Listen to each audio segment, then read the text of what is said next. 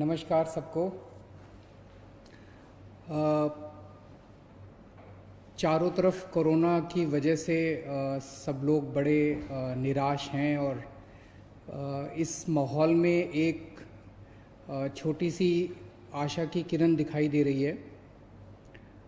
कुछ देशों में प्लाज्मा टेक्नोलॉजी का इस्तेमाल किया गया विदेशों में और उसके नतीजे अच्छे आए। आपकी जानकारी के लिए बता दूं कि कोरोना से मुक्ति तो तभी मिलेगी जब इसका कोई वैक्सीन बन जाएगा। वैक्सीन लगाने से जैसे दूसरे कई सारे वायरस की जो बीमारियां होती हैं, अगर उसका वैक्सीन आप लगा लें तो वैक्सीन लगाने से वो बीमारी होती नहीं है। तो इससे मुक्ति तो तभी मिलेगी जब वैक्सीन मिल जाएगा। लेकिन इस वक्त हमारे सामने दो चैलेंज हैं।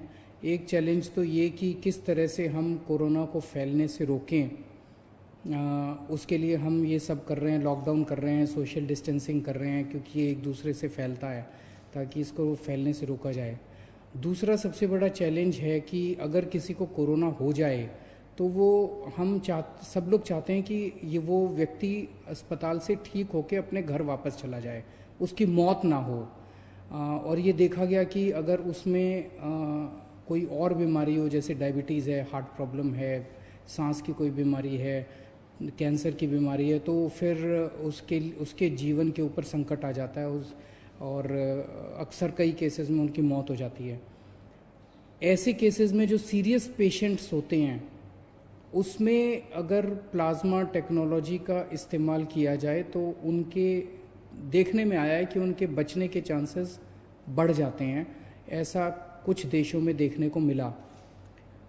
दिल्ली के हमारे कुछ डॉक्टर्स ने इसके ऊपर काफ़ी अध्ययन किया और इसका ट्रायल करने के लिए तैयारी शुरू की है। अच्छी बात यह है कि परसों हमने केंद्र सरकार से इसका ट्रायल करने के लिए परमिशन मांगी थी और परसों रात को हमें इसकी परमिशन केंद्र सरकार से मिल गई है। और अब अगले 3-4 दिन के अंदर हमारे डॉक्टर्स इसका ट्रायल करेंगे और ट्रायल करके देखेंगे कि ये कितना सफल होता है। अगर ये इसमें सफलता मिलती है तो ये हमारे लिए एक अच्छी बात होगी, क्योंकि फिर हम सीरियस पेशेंट्स को की ज़िंदगी बचा पाएंगे। मौत होने से लोगों को एक तो मौत तो ज़िंदगी और मौत तो ऊपर वाले के हाथ में है। हम सब लोग कोशिश कर सकते हैं, लेकिन अभी ये अगर सक्सेसफुल होता है, सफल होता है, तो फिर लोगों के चांसेस बच जाने के चांसेस बढ़ जाते हैं। लेकिन अभी मैं साफ साफ कर दूं कि ये केवल ट्रायल स्टेज पे है और ये सफल होगा कि नहीं होगा ये अगले हमें 4-5 दिन के अंदर डॉक्टर्स जब ट्रायल करके देखेंगे तो पता चलेगा। ये टेक्नोलॉजी क्या है? इस टेक्नोलॉजी में जिस व्यक्ति को कोरोना एक बारी हो जाता है, वो जब ठीक होता है तो उसके शरीर में, उसके खून में एंटीबॉडीज़ डेवलप हो जाते हैं। ये एंटीबॉडीज़ उसको ठीक होने में मदद करते हैं। तो ऐसा व्यक्ति जो कोरोना से ठीक हो गया, उससे वो अपना रक्तदान करता है। उससे जैसे हम ब्लड डोनेशन करते हैं, ऐसे ही ठीक हुए कोरोना के व्यक्ति से रक्त लिया जाता है। 1 बोतल खून देता है वो, और उसमें से, उसके खून में से प्लाज्मा निकाला जाता है और वो प्लाज्मा को एनरिच किया जाता है और उस एनरिच्ड प्लाज्मा को किसी दूसरे पेशेंट में इंजेक्ट कर दिया जाता है। उसके पेशेंट में दूसरे पेशेंट में जो भी बीमार है उसमें डाल दिया जाता है। तो उसके नए पेशेंट में वो प्लाज्मा के एंटीबॉडीज़ चले जाते हैं और उसके अंदर ठीक होने वाले एंटीबॉडीज़ डेवलप हो जाते हैं। तो इस तरह से ये टेक्नोलॉजी काम करती है। हम सब लोग प्रार्थना करते हैं कि हमारा ये ट्रायल सक्सेसफुल हो। अगर सक्सेसफुल होता है तो इससे एक उम्मीद बंधेगी। और भी कुछ राज्य, जैसे मुझे पता चला है केरला, महाराष्ट्र वगैरह इसके ऊपर काम कर रहे हैं और मैं उम्मीद करता हूं कि सबके प्रयास इस बारे में सफल हों। दिल्ली में लगभग 57 के करीब हम लोगों ने कंटेनमेंट जोन्स बनाए हैं। जैसे मैं रोज़ बताता हूँ, कंटेनमेंट जोन वो हैं जहाँ पे हमें 3 या 3 से ज़्यादा, अगर किसी कॉलोनी के अंदर हमें या किसी गली के अंदर 3 या 3 से ज़्यादा कोरोना के मरीज मिलते हैं, तो उसको हम चारों तरफ से कॉलोनी को सील कर देते हैं। वहाँ के रहने वाले लोगों को बाहर नहीं आने देते और बाहर के लोगों को अंदर नहीं जाने देते, ताकि बीमारी बाहर ना फैले। और तो वहाँ पे फिर हम ऑपरेशन शील्ड चालू करते हैं, जिसके अंदर उस एरिया का सैनिटाइजेशन करते हैं उस एरिया। तो ऐसे कंटेनमेंट जोन्स के अंदर क्या क्या किया जाता है, इस बारे में अभी कई सारी गलत फहमियाँ हैं।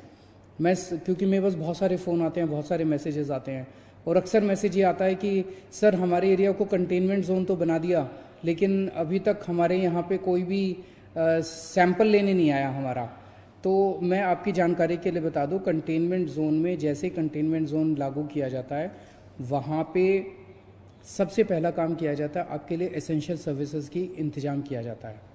तो आपके एरिया को सील कर दिया, और वहाँ पे आपके जो सील किया बाउंड्री के ऊपर आपके लिए सब्जी वाले का, दवाई वाले का, इसका सबका इंतज़ाम किया जाता है। पुलिस वाले व्हाट्सएप ग्रुप बनाते हैं, व्हाट्सएप ग्रुप के अंदर आप लोग लिखते हैं कि हमें ये वाला सामान चाहिए, वो वाला सामान आपको मुहैया कराया जाता है। तो एक पहला काम किया जाता है, एसेंशियल सर्विसेज का इंतज़ाम किया जाता है। एक काम किया जाता है, सैनिटाइजेशन किया जाता है पूरे एरिया का। जो मशीनें मैंने बताया था, उन मशीनों के ज़रिए उस एरिया को पूरे को सैनिटाइज किया जाता है। फिर डोर टू डोर सर्वे किया जाता है। सर्वे सबका होता है, हर एक के घर में कोई ना कोई दिल्ली सरकार की टीम जाती है और उनसे पूछती है कि आपके घर में कोई बीमार तो नहीं है, बुखार तो नहीं है, किसी को सांस की शिकायत तो नहीं है। तो जो कोरोना के सिम्टम्स हैं वो पूछते हैं कि आपको कोई ये सिम्टम्स तो नहीं है। ये सर्वे 100% लोगों का होता है। अगर किसी कंटेनमेंट जोन में अभी तक नहीं हुआ तो हो सकता है 2-4 दिन में हो जाए, क्योंकि बहुत ज़्यादा कंटेनमेंट जोन बन गए हैं, टीम्स थोड़ी सी कई बार कम पड़ जाती है एसडीएम के पास, तो वो 100% का होगा। जो लोग सिम्टम्स मिलते हैं जिन लोगों के कोरोना के, उन लोगों का केवल सैंपल लिया जाता है। तो लोग ये उम्मीद ना करें कि किसी भी, परसों मैंने एक खबर पढ़ी थी जिसमें एक एरिया के कंटेनमेंट जोन के लोग कह रहे थे कि जी हमारे यहाँ तो एक भी आदमी का सैंपल नहीं लिया गया। और तो जब उनके पास गए तो उन्होंने कहा हाँ, हमारे यहाँ सर्वे करने तो आए थे, सैंपल लेने नहीं आए। तो सैंपल सबका नहीं लिया जाता है, और इसके अच्छे असर पड़ रहे हैं। क्योंकि दिलशाद गार्डन का हमने देखा कि किस तरह से वो 15-20 दिन हो गए और वहाँ पे कंटेनमेंट जोन में अब एक भी केस नहीं आया। वसुंधरा एनक्लेव में 15 दिन के करीब हो गए, इसको भी कंटेनमेंट जोन को बने हुए, अब एक भी केस नहीं आया। खिचड़ीपुर की 3 गलियों को लॉक किया था हम लोगों ने, सील किया था, कंटेनमेंट जोन बनाया था, वहाँ से भी एक भी केस नहीं आया। तो ये अभी तक एक्सपेरिमेंट, अभी हम लोगों का प्रयास सफल रहा है। आप लोगों को दिक्कत तो बहुत आती है, लेकिन सबके सामूहिक प्रयास से ही, सामूहिक उससे ही हम लोग सफल हो पाएंगे। कल यमुना के तट के ऊपर कई सारे गरीब लोग, माइग्रेंट लोग इकट्ठे हो गए थे, और जैसे हमारी नज़र में लाया गया उसको तुरंत हम लोगों ने उनके खाने का और उनके रहने का इंतज़ाम किया। सब लोगों को अलग अलग स्कूल की बिल्डिंग्स में उनके रहने का इंतज़ाम किया, और उनके खाने का भी हम लोगों ने इंतज़ाम किया है। मेरी आप सब लोगों से गुजारिश है, हाथ जोड़ के गुजारिश है, कि हमने सरकार की तरफ से खाने का बहुत इंतज़ाम किया हुआ है। कल भी 9 लाख लोगों ने लंच किया है और 9 लाख लोगों ने डिनर किया है, पका हुआ खाना। और कोई 9 लाख की बजाय 15 लाख भी लोग आ जाएंगे ना, 20 लाख भी लोग आ जाएंगे, उनका भी हम इंतज़ाम कर देंगे। फिर खाने की कोई कमी नहीं है। उसी तरह से मैं बार बार बताता हूँ कि 71 लाख लोगों को हमने राशन दे दिया, जिनके पास राशन कार्ड थे, और जिनके पास राशन कार्ड नहीं थे उनको अभी राशन देने का सिलसिला जारी है। मेरी सभी मीडिया के साथियों से हाथ जोड़ के रिक्वेस्ट है, और मेरी सभी आम नागरिकों से भी हाथ जोड़ के रिक्वेस्ट है कि इतना अरेंजमेंट करने के बावजूद भी जो बहुत गरीब लोग हैं उन लोगों को पता नहीं चल पाता कि सरकार ने क्या अरेंजमेंट कर रखा है। उन लोगों को पता नहीं चल पाता कि सरकार ने कहाँ अरेंजमेंट कर रखा है, मैं कहाँ जाऊँ, अगर कोई भूखा है तो वो कहाँ जाए। मेरी आपसे रिक्वेस्ट है, अगर ऐसा कहीं भी कोई, जैसे कल आप लोगों ने हमें यमुना के बारे में बताया, हमने तुरंत एक्शन लिया। ऐसे ही मैं सोशल मीडिया के ऊपर हमारी पूरी टीम लगी हुई है।